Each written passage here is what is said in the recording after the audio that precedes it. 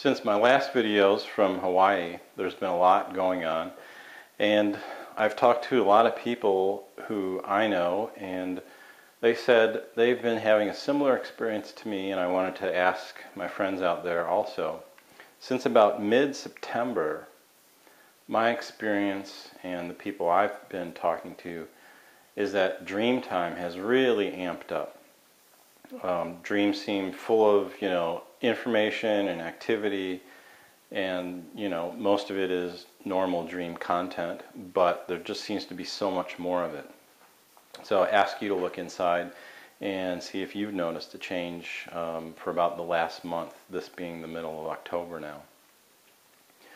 So since I was in Hawaii, I've kind of been waiting to get the inspiration for the next set of videos.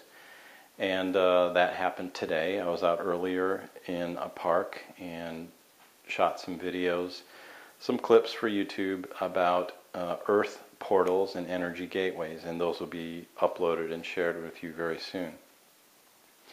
And kind of the direction that I've been given is to talk about energy.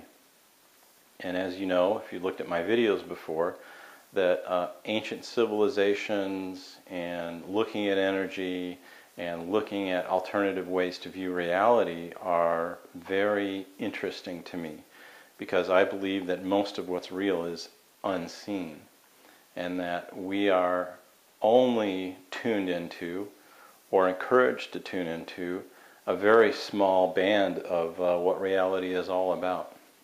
And there's so much more beyond this level that we're at, and it is accessible. So I wanted to talk to you about energy, and I want to do this through videos between now and the end of the year, including a trip in about a month to the ocean, and we'll just see what kind of energy messages that we have. So in the last video, I did an exercise with the hands, moving the hands apart, pushing the hands together, and the sensations that you can pick up on.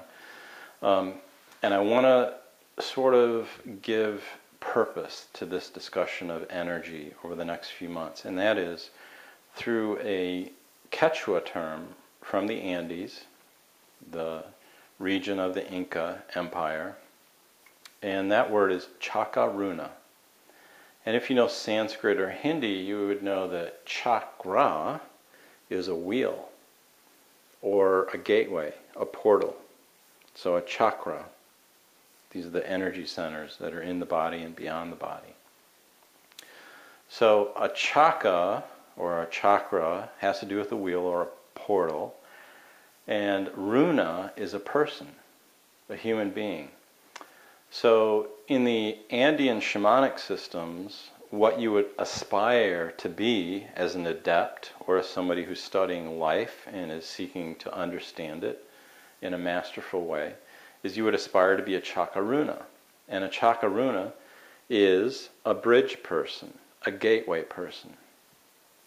And Terence McKenna, in his talks, said that the human enterprise, the human being, if you look at our activities on the planet, we're largely an enzyme or a catalyst. We can transform different forms of matter and energy into other forms. So this is really what a chakaruna is somebody who can look at energy and make connections from certain bands of energy to other bands of energy, other domains. So in a subsequent video, when I talk about Earth portals, we are interested in Earth portals and energy gateways not because they're neat or they're the paranormal, but because those things are sort of the built-in capacities, or even, depending who you talk to, part of the purpose of what human beings are for, is to join energy. Think about, you're joining all the elements, all the different energies of earth, water, air, and fire in your body. Everything about your body is a template of energy and expresses different qualities of energy. So that's really the motivation for talking about energy. It's to help to sort of awaken or prod you to look at things in a different way, to look at them from their energetic aspect, and to try and bring forth memories in you or suggestions to you what your role could be, or things that you might be interested in that have to do with energy or ancient civilizations, or realizing more clearly what your purpose is on the planet. So I want to show you something here. Most of you know that is a pagoda, and a pagoda is not just a unusual or unique form of architecture, but very similar to how acupuncture needles are placed on meridians on the human body. Pagodas are energy devices which are placed at meaningful locations or meridians on the Earth's surface. And what do pagodas do? Pagodas are an architectural chakaruna. They have the ability, through their structure, and this is a unified form and function. They are meant to take in energy from the top.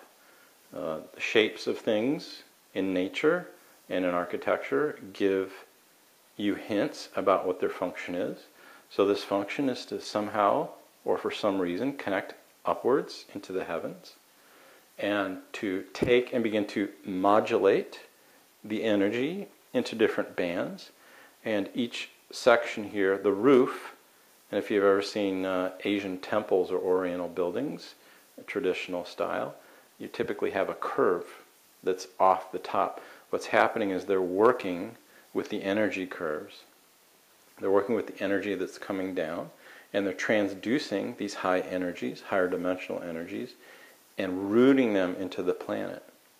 And this is a really good picture for what I and many metaphysical folks believe is part of the function of the human being, is to be able to be a metaphor for many different energies and to connect different realms and domain of energy together. And if you look at most spiritual traditions, they consider that the adept, the master, the avatar, the prophet, the savior, however you want to look at an enlightened or being that's sent from the divine or self-realized being, is that they connect. They connect different realms of reality, heaven and earth, together. And when that happens, if you know the story in the Bible, there's a quotation there that says about the angels of God ascending and descending on the Son of Man. That's a picture from Jacob's Ladder. So it seems that there's an activity that Spirit is very interested in, which is to take energies from the heavens and to root them onto the earth. And what happens when those two energies combine is that things have life and things are manifested. So I want you to think about energy and the chakaruna. Thank you.